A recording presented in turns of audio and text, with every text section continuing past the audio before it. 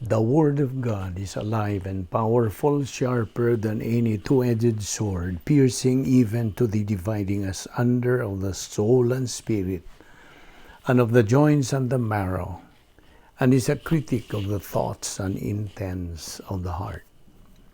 All Scripture is God-breathed and is profitable for doctrine, for reproof, for correction, for instruction in righteousness, that the man of God might be mature, thoroughly equipped unto all good works.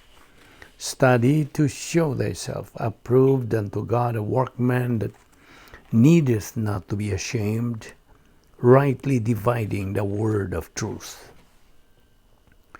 Titus chapter 3 verse 5, not by works of righteousness which we have done, but according to his mercy he saved us by the washing of regeneration and renewing of the Holy Spirit. Ephesians 2, 8 and 9, we have been saved by grace through faith, that not of yourselves is a gift of God, not of works, lest anyone should boast. Psalm 62, 1 to 2 and 5 to 7. Truly my soul silently waits for God. From him comes my salvation. He only is my rock and my salvation. He is my defense. I shall not be greatly moved. My soul waits silently for God alone, for my expectation is from him. He only is my rock and my salvation. He is my defense. I shall not be moved. In God is my salvation and my glory. The rock of my strength and my refuge is in God. Romans 13:14, put on the Lord Jesus Christ and make no provision for the flesh to fulfill its lusts. Before we start our Bible study nining adlaw, samas nandan, gikinahanglan nga atong hinganlan, atong angkunon nga nakasala kita, acknowledge, enumerate, cite, and rebound technique. Mao kini ang atong technical word nga atong gigamit, doctrinal term, nga rebound technique or recovery technique sa 1 John 1:9 nga nagaingon sa in English.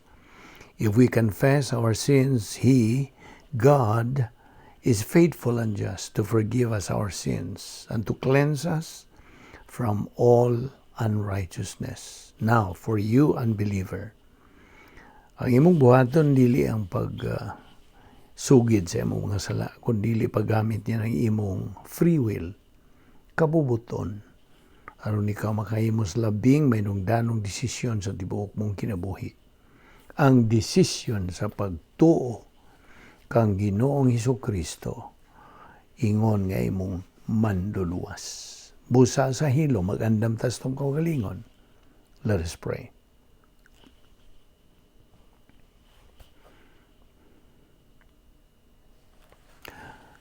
Heavenly Father, we thank you once again, niining laing higayon, nga imong padangat ka na mo, Diyos, aron kami makapadayon sa pagtuon sa imong balaang pulong. Salamat, niining grasya. Salamat nga nagaginhawa pa kami, niining among lawas, yatagan mo kami og mayong panglawas o kalang tips pangunahuna kini, umikan lamang sa imong gugma, kaluoy, kortesiya o grasya, dili kami takos.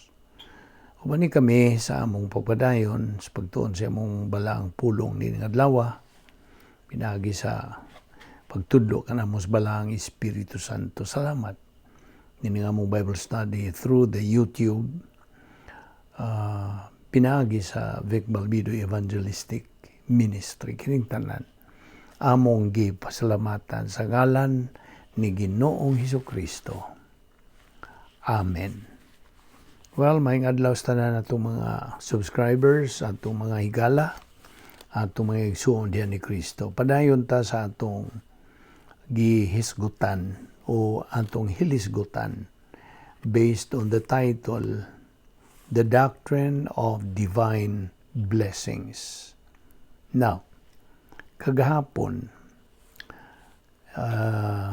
diin ba kita muhunong, naghisgot kita bahin sa, of course, sa mga panalangin. Now, okay, naghisgot man kita sa gugma sa Dios. Kay ang gugma sa Dios nga na ay mga paghulagway nining maong gugma sa Dios. Kay dili ni sama sa gugma sa tao. Okay?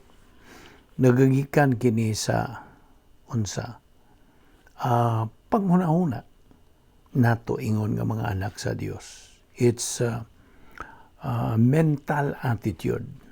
Panghuna-huna kay naibaw naman ta nga ang Kristohanong paagis pagkinabuhi usa kini kamatang sa panghuna-huna. It is a system of thinking.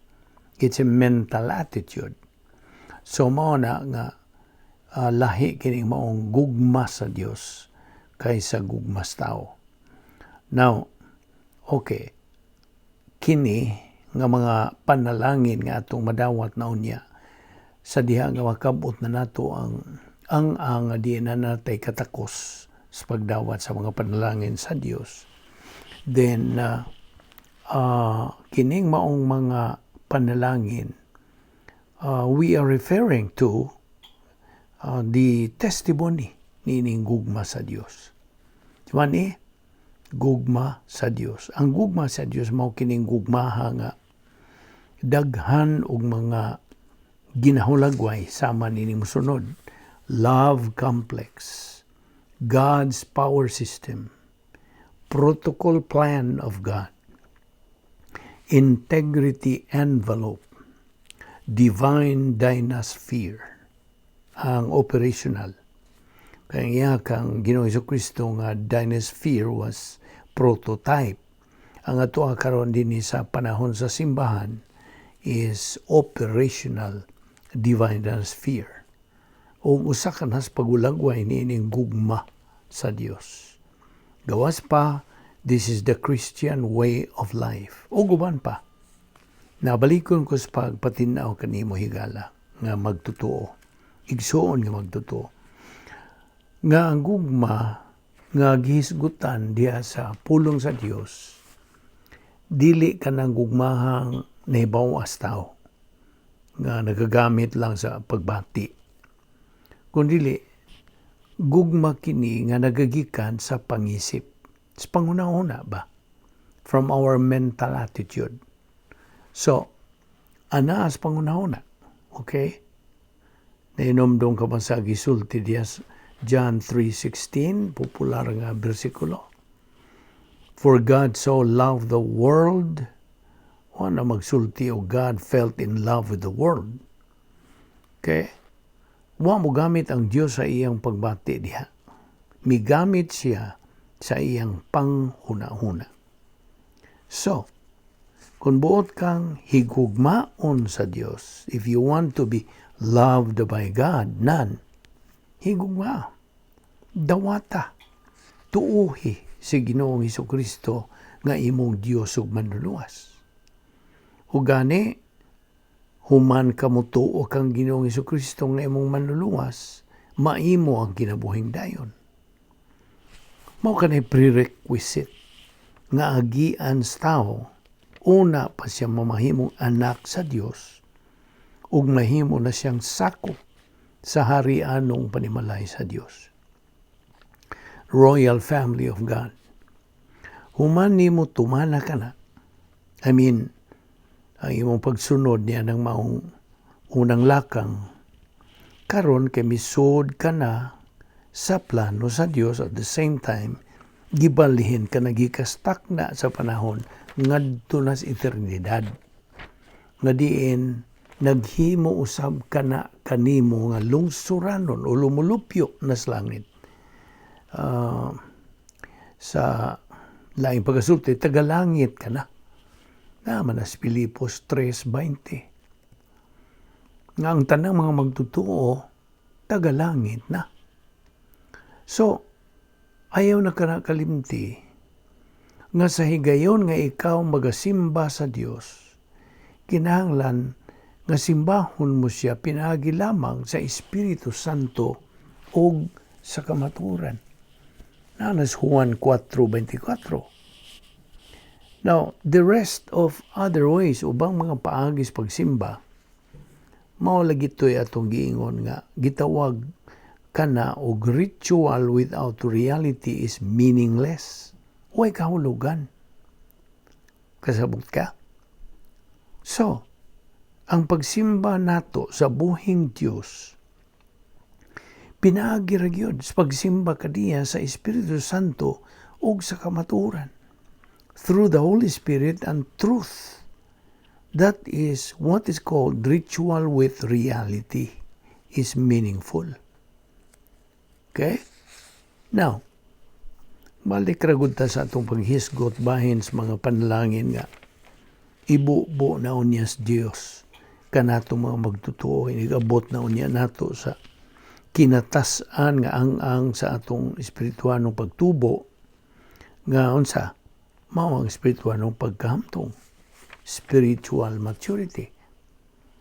Now, ni ay usa ka punto nga kinahanglan tang hatagan og dakong pagtagad. O kini mao kini. God is not going to bless you as a believer because of you. Sabta gina, dili kay tungod nimo. God is going to bless you because of Him. Because of God. Kasabot ka?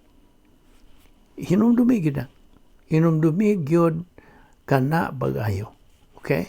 That's why may nungdanon pag-ayo nga kita makaamgo nga ang tanan nga mga kaayuhan bisan pag mga pagsuway sa atong kinabuhi, ang tanan nagagikan sa grasya sa Dios. O nga inig bubo na sa Dios sa iyang mga panalangin nganhi kanato kana nagapasabot nga nakadangat na kita sa pagkahamtong sa atong kalag ug pagdangat sa higayon nga may katakos na kita sa pagdawat o pagpahimulos to enjoy niya ng mga panalangin tungod sa pagkamasaligan sa Diyos because of God's integrity. So balikon ta sa pag-ingon nga God is not going to bless us believers because of us. God is going to bless us because of God, because of who and what He is. Listen, when God pours out His blessings on us, believers, inigabot na nato sa spiritual ng pagkahamtong, that is when God is glorified. Sabtagina. Diyaan ang bahina nga atong mahimaya ang Diyos. Of course, dili man kita ang makaymaya sa Diyos. Ang Diyos ra ang makaymaya sa Diyos. Nahimaya ang Diyos gumikan sa atong pagkabot na sa espirituanong paghamtong. Ug ang Diyos mahimaya sa ikaw galingon nga moingon na siya dihaw. Da, insalergyo ang akong plano. Kaya nakita nimo ang pagmatuod sa gidangatan nining maong magtotoo, akong anak. Karon napamatud-an na nining maong hamtong magtotoo ang katinuoran, the reality sa akong plano alang sa mga spiritually mature believers. Mao gina ang kanang masinhati na sa Dios, of course. He is God Himself. Now listen, paminaw nini. Sa gidangatan sa hamtong nga believer, iya katong giagian ang mga ang kinahanglan iyang agian. Sugod sa iyang pagkamasuso nga magtutuo, infant believer, lampas sa pagkahingkod, adolescent, ug dayon ang spiritual maturity. Now, kadtong tanan nga iyang nalampasan, Dili ka tugumikan sa iyang pagpaningkamot, sa pagbuhat, sa mga paagi, sa pagkabot, sa paghamtong. Kundi gumikan lamang kadto sa mga pagsangkap sa Dios kadiya aron iyang malampasan ug makabot ang maong tumong, reaching the spiritual maturity stage. Timan nga kadtong tanan gumikan lamang sa pagsangkap sa Dios sa maong magtuto. Sa ato pa, wa gyud siya iyahang nahimo. Wala. It's all done and accomplished because of the grace of God. Inubanan sa pagbaton sa maong magtutuo sa iyang pagkamapaubsanon. Humility. Iya lamang gipahimuslan sa paggamit ang mga pagsangkap sa Dios kaniya. Paggamit sa mga sumbanan, mga talamdan, mga kamanduan sa Dios in relation to reaching His spiritual goal, which is spiritual maturity, the capacity stage. Kaya binimo, mao kini ang lintunganay nga bahin o grasya. Mao ni. Ang tinuod, wa gyud kay imo. Sabta kina. Ang tanan ihaha sa Dios. Sabta kana. Now, wa man pud ni magpangnabot nga lingkod o magmika ka na lang, maghuwat o mahagbong ang kanang ang prutas magha dili. Samtang ikaw nagahuwat, ikaw nagapadayon sa imong pag-abanti, pagsibog sa unahan, pinagi sa unsa. Pinagi sa imong pagtuon, pagkat-on, pagtuo sa pulong sa Dios. Pinagi sa pagpatuhop niini aron mahimo na kining kabahin sa imong kalag. Ang imong pagtuman o pagsubay o paglahutay niining mga kamanduan nga gipahigayon sa Dios, nanginahanglan og pagahin. Paggugol sa imong panahon, agi og sunod usab sa tugon sa pulo sa Dios. Nga kinahanglang atong paliton ang panahon, lukaton ang panahon, redeeming the time because the days are what? Evil. You see, may nungdanon ang matagtakna, ang matagutlo, ang matagutling sa atong kinabuhi. Bisan tuon og ang atong panahon dinis kalibutan, usa lang gyud kato kun itandi sa eternidad. Gusto? It's just a drop in the bucket. So, ang mga panalangin, the temporal blessings na atong madawat gikan sa Dios dinis panahon, dili kini sila anugon bisan og kuto bra kini natong mapahimuslan dinis yuta. Kay matud pa bitaw sa fortiori ni Apostol Pablo, nung ka sa fortiori. Sa matag panahon, sa matag panalangin nga atong madawat karon din sa atong panahon, na kini bugti dito sa eternidad. These are going to be parlayed in heaven. So, dili gyud masayang kini sila. Correct? Mao hinungdan. Kaangay natong hinumduman sa kanunay ang doktrina sa personal sense of destiny. Kay kining tanang mga butang nga magakaitabo sa atong kalibutan, niining kalibutan, na kini kahunungan. It all has its end. Kining tanan. Ang kalibutan, ang kawanangan, ang kalangitan. E kung naapatay familiar computer, kining tanan, i-reboot. Sabot ka? I-reboot kining tanan. Papaso ni ba? Lanayo ni. I-upgrade ni ngadto sa new heaven and new earth. Nga naapay New Jerusalem. Kaya nga naman, temporaryo lagi ning tanan. Kasabot ka? Temporaryo. Mo'y hinungdan Ngangay tang mga Kristohanon mututok lamang antos mga butang nga dili makita. Nabitaw na sa pulong sa Dios. Kaya kining mga butang nga makita, unsa? Lumalabay lamang. Apan ang mga butang nga di makita, maoy permanente. Mo na nay dayon. Ug ang mulungtad mo kadtong mga tao nga mutuman sa kabubuton ug plano sa Dios. Busa ato dinhing makita nga sa pag-abot sa mga kasakit, many people do not understand that suffering is an integral part of this system of blessing and happiness. Huwag yun makasambot ang kadaghanan. Di lamang mga kaayuhan mo'y angay natong tanawon nga panalangin.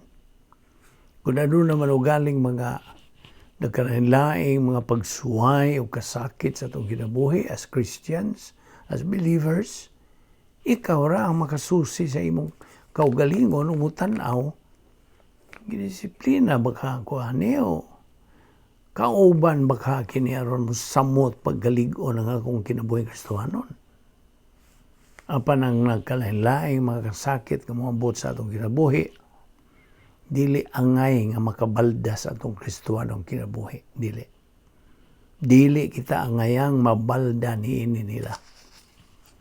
Kaya kung nadunay nagkalain mga kasakit, mga katalagman, mga gumunhap nga magpanghitabo sa atong kinabuhi, unya makabalda na hinoon sa atong espiritual nga kinabuhi, ingon nga mga Kristohanon, that is where a Christian becomes a loser.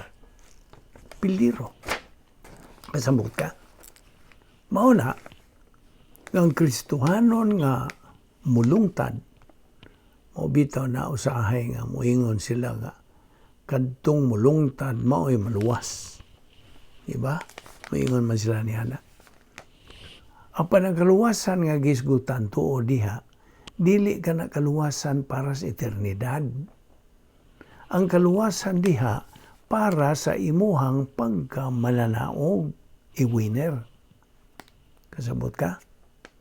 So ang usa ka Kristohanon nga dili mabalda sa iyang kinabuhi samtang siya nagapasan, nagasagubang sa mga naglalayang kasakit o pag-antos. Kung nakita niya nga kinikauban sa iyang pag-abante sa iyang kinabuhi, then you become the better for the suffering. You become stronger as a believer. You attain a much clearer perspective of eternity. Sabot ka? Mao ka nang tuyo sa kasakit aron mahimo ka na nga panalangin.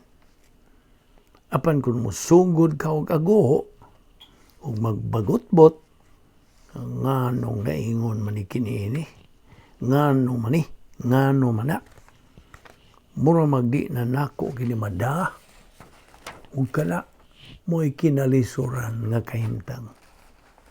Because discipline, suffering, ang kasakit, tungod kay gidisiplina ka, maong klases kasakit nga dili nimo magwanta. Samtang yun na. Apan kung ang tuyos kasakit, panalangin, it's a blessing, hinumdumi.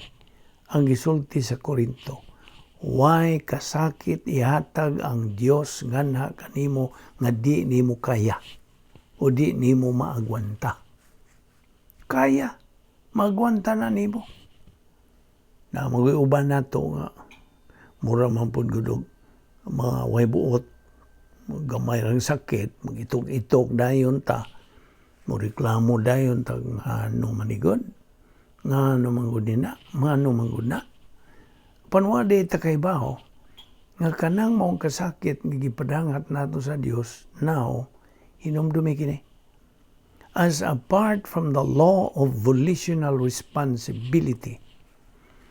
Kung nagapadayon ta sa atong kinabuhi, unya mo kalit lang ug abot ka nato ang mga kasakit sa atong kinabuhi, hinumdumi nga kana gitugutan sa Dios nga mudangat sa atong kinabuhi.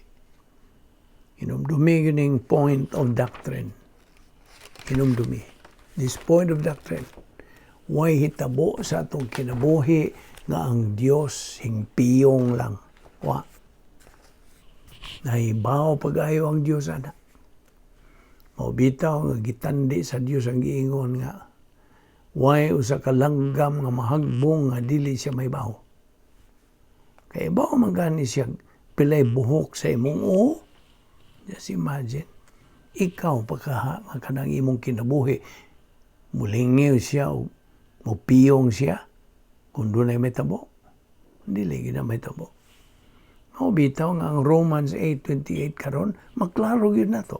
Basta, bisan ang kasakit nga moabot sa itong kinabuhi para sa kaayuhan. Kay paminaw, ang Diyos nagalihok nining tanan para sa kaayuhan, para sa maayo. Ug tungod niya na, dili ta angay nga mahimot ang mga Kristiyanon nga arit-itan, reklamador, bagot-butan ba. Kung doon ay kasakit nga mudangat kanimo, immediately ang kasakit mo pugos kanimo sa pagtutok sa salamin. Inigli nimo sa samin, kunya mo timbang-timbang ka sa pagpungutana sa mong galingon o nga no maning ni amang kay ani amang ko'y kasakit ha? Unsa man ni? Latigo maghani sa Dios? O ka pagduslit kini sa akong sampot aron kumusamot sa pagsutoy nga tusunahan. Duha ra ka butang o tuyo sa kasakit ra ba? Apan kung maghisgot gani ta og kasakit para sa panalangin for blessing, kaayuhan taman sa ginhawa kana. Apan kinahanglan nga atong gamitan og mga sangkap. Ay kung way sangkap nan, ana ang problema mo resulta niya na. That is why we call this, we naturally tend to associate happiness with what we consider to be pleasant circumstances. However, under God's permissive will, na tugutan sa Diyos, we experience both pleasant and unpleasant circumstances in the devil's world. This has been a characteristic of Cosmos Diabolicos.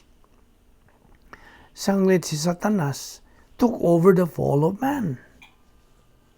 Now,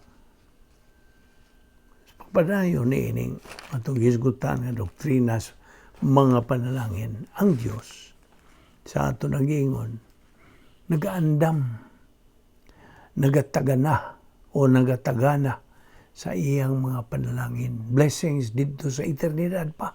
Ephesians 1:3. Giandam lang daan kining maong mga panalangin sa kaniang tungo pang tanan.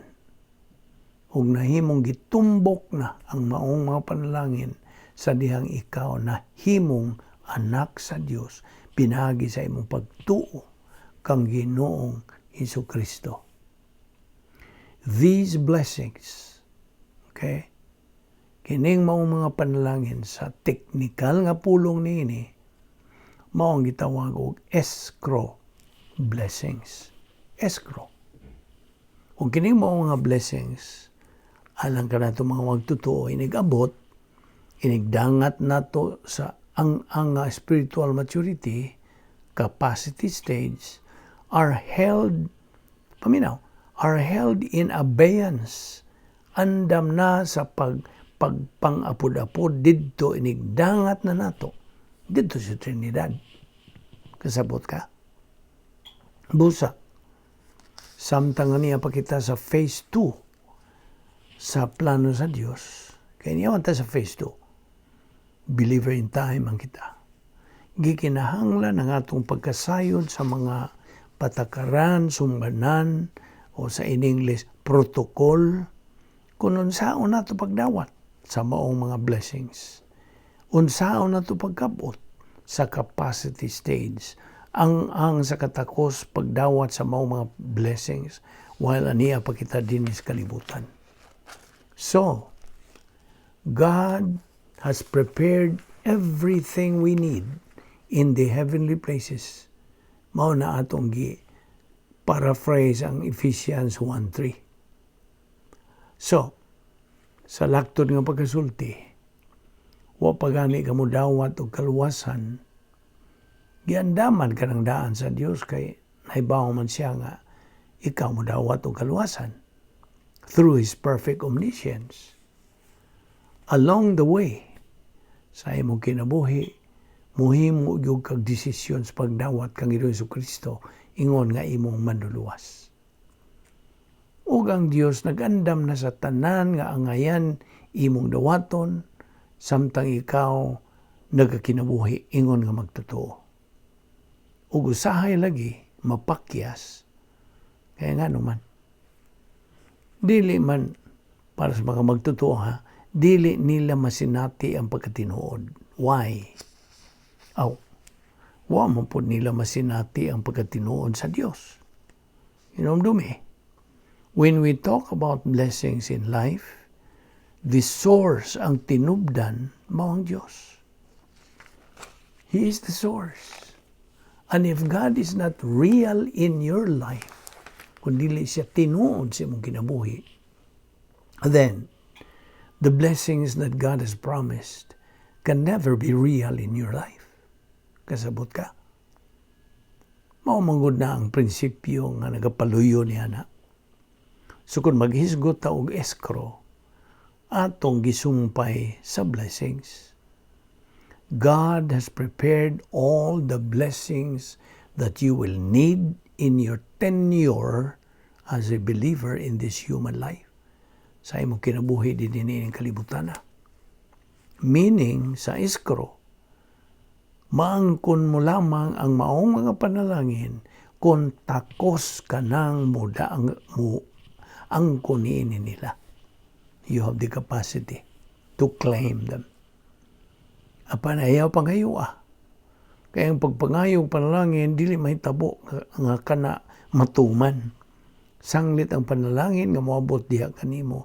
Moabot lamang kini. Suma na sa imong katakos sa pagdawat nining maong nga mga panalangin. Sabot?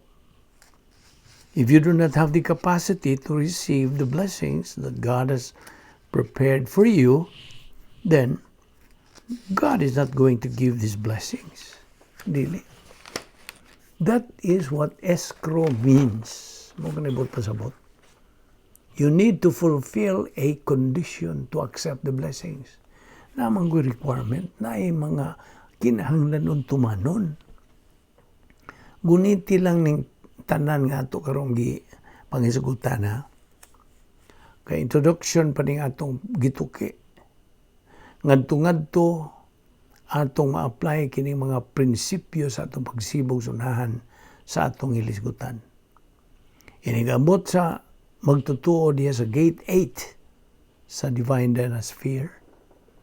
The believer recognizes the giver, God Himself, in every gift that he received. We know from our previous study na ang prosperity test, pagsuway ka na sa magtutuo o mopasar ba siya niya na. Prosperity test, kauswagan na pagsulay. Kay kasagaran ra bagyos mga magtutuong moagi niya ng pagsuwaya, pakyas ra bagyon. Ngano man, tungod kay di na nila makita ang source, ang tinubdan, ang gigikanan niya ng maong panalangin nga prosperity, kauswagan na mauna. Ang panalangin ray makita sa magtutuo, wa na ang tinubdan niya makita. Nasabtan mo? Many believers do fail this prosperity test. That is really tragic. Loy. Oh, by the way, tanawon ragod na to. Ang pipila ka mga prinsipyo bahin in doktrina sa mga panalangin, the doctrine of blessings.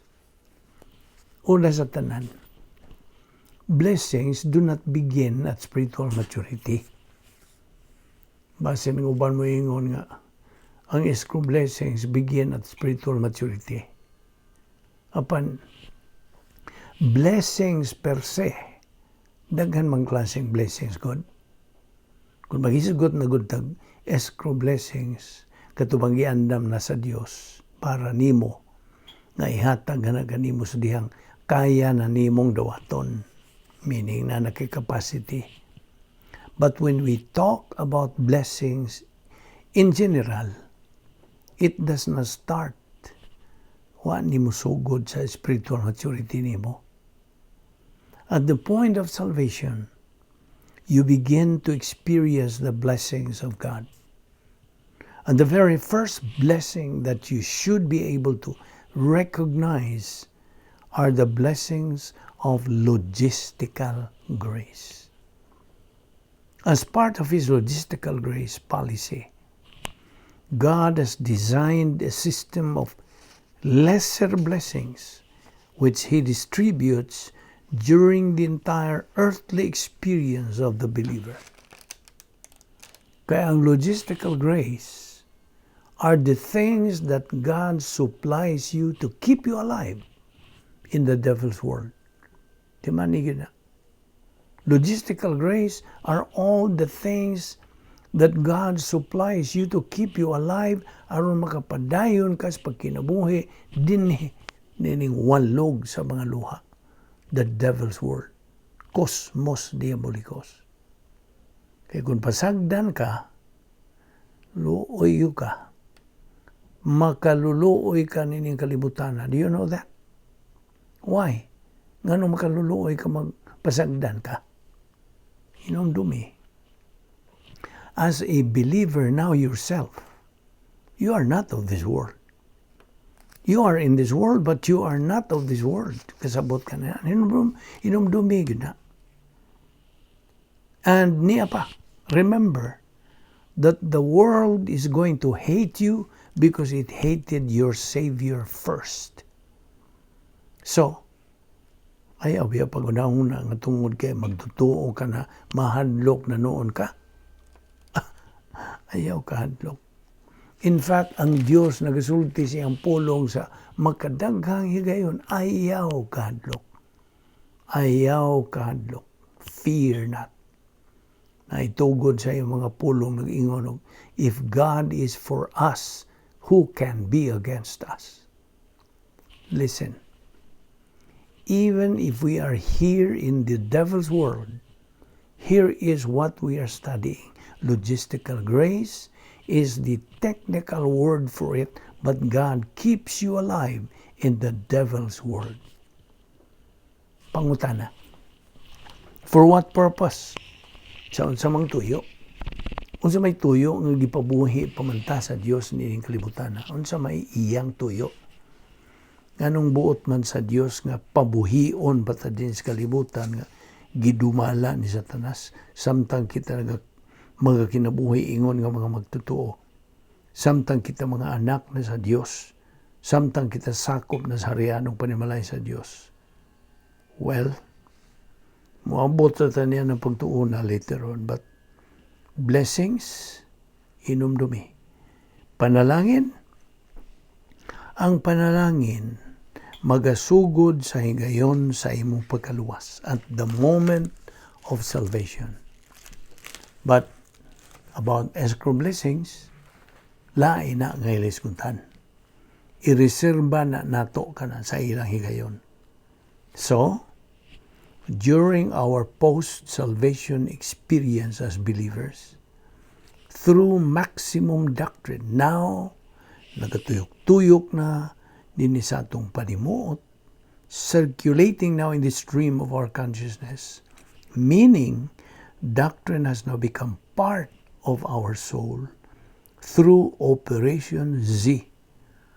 Wala ito naman yung saliatan pagtukbil, no? Some other time, we grow up to grow in grace and in the knowledge of our Lord and Savior Jesus Christ. 2 Peter 3:18. Now, napatingali uban nga mangutanaw. Unsaon man na? Unsaon man ang pagtubos grasya o kay balok kang Hesus Kristo? Unsaon maguna? Kini nga itong gihimo karon. Kini. Gatuon ta sa grasya o kay balo kang Ginoong Kristo. Karon nakaibaw ka nag-unsaon pagtubo. Apan paminaw. Dili ka gihapon mo tubo ug kutob kara sa imong pagdungog ug dili nimo dawaton ug tuuhan ang gitudlo. Sabot? Kaya binimo, unsa gyud ka critical nini mga butanga. Critical kayo ni. Aron kita makatuman sa gimando diha sa 2 Pedro 3:18, gikinahanglan ta ang pagpadayon sa pagduon sa pulong sa Dios adlaw-adlaw on a daily basis through the grace apparatus for perception or gap ginamit. Of course, ang nakalinlaing mga doctrinal rational, sama pa ng sa salvation rational, spiritual growth rational, rebound rational, experiential sanctification rational, post-salvation epistemological rehabilitation rational. Unsa pa? Ang faith rest rational, escrow blessings rational, Operation Z rational, spiritual momentum test rational, edification complex rational, 10 problem-solving devices rational, ug daghan pa kayong uban. Mao ka na ang pagi. Protocol sa Dios aron kita makakabot sa atong common goal as believers. Unsa? Mao unsa? Spiritual maturity. The capacity stage. Kung sa atong pagkabot na unya niya na, diha na nato mahimaya ang Dios. That's the stage that God is glorified. Ngano? Tungod sa atong pag-angkon o pagbato na o katakos, capacity to receive and enjoy God's escrow blessings and time, din His panahon. Ingon nga mga magtutuo ni ining panahon. Tuod sa ato na uniyang pag-angkon sa capacity to receive God's blessings. That's also the stage where ikaw, mahimo ng dangerous. Kuyawa na. Mauna nga, nahimo ka ng dangerous to Satan and his demons, dangerous to the forces of evil, dangerous to unbelievers who are negative to the truth, dangerous to some believers, mga magtutuo, kinsa mga negatibo sa kamaturan. Dangerous kanila. Huwag tungod kay dangerous ka naman sa kalibutan, kag ginumang Satanas. Kung hilabtan ka nini mga puwersang Satanas, they are going to be in trouble. Labot pa, ang tulo ka mga dagkong panalipod sa niya ng maong hamtong nga believer, musaler na, mulihok na. O sa itong tulo ka mga dagkong panalipod sa Diyos para sa hamtong nga magtotoo. Ninumdong ka pa ba? 3 major protections of God for every spiritually mature believer are the following: guardian angel, anghel magbalantay, wall of fire, paril nga kalayo, o encapsulation. Tinabunan og samas kapsul. Like that sa usa ka suga nga tinabunan nga di ka makuryentihan. No, naging encapsulation. Mao na hulagway so magtutuo. Mao na hulagway nimo inigabot na nimo sa ang sa pagkahamtong spirituanon, spiritual maturity. Sabot? Besides, kanang ang-anga, ang buot pa sabot, ang ang-ang, that stage is what we call in Greek as pleroma. Pleroma stage, gikan sa Griegong pulong pleroo, meaning to fill up. Kaya maghisgot man kinig, to fill up. Pag puno, then you are already declared filled. Puno. Sabtagi na. In general term, you have already attained the capacity stage kay puno ka naman. So, dili di ay saktong ang mga hayo ta og panalangin. Muampo tang hatagan tag panalangin, sayop na, sayop. Dili ta makapangayo og panalangin. Dili ta makapangayo bisag unsang panalangin. Sa ato nangingon, base ang doktrinas mga panalangin. Mahatag, mabubo lamang sa Dios ang iyang mga panalangin nganhi kanatong mga magtotoo. At the time nga makaabot, makakabot na ta sa spiritual maturity level, otherwise called the capacity stage, mao na ang nga ipakabot sa protokol nga plano sa Dios. Sa laing pagkasulti, that is the only way that all believers have to comply, have to follow, should we wish to receive God's blessings. Sa laktod nga pagkasulti, there is no other way that we can change God's policy, God's design, God's protocol. Ato ni padayon ugma. Di nila mo nakita ko tubo sa karong adlaw. Ayaw sipyat sa sumpay ni ini. Ato ni padayon kini ugma. Magampo ta. Balaan na mo nga Diyos, nagpasalamat kami kanimo ni ining matamis ngayon sa among pagpagmitay kanimo sa imong mga pulong. Salamat sa imong paglamdag na mo bahin nining doktrina sa mga panalangin.